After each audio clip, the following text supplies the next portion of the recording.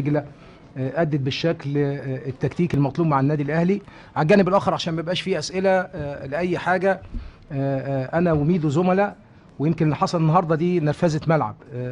انا حزين ان هي حصلت، لكن اعتقد ان كان في حماس من ميدو شويه في رد فعله ان هو اما الكره وقفت.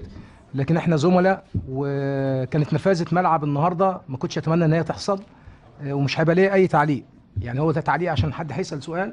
انا بقول نرفزه ملعب ما كنتش اتمنى ان هي تحصل بيننا احنا الاثنين النهارده. لكن انا باكد ان الجانب الاخر ان فرقه وادي دجله حاولوا لما الكره وقفت هم يسيروا الموضوع شويه، وده يمكن خطا. حاولت اتجنب ان انا ما اتعاملش مع الموقف، كان في اصرار ان هم ييجوا ويتكلموا، لكن انا بقول دي نرفزه ملعب وانتهت.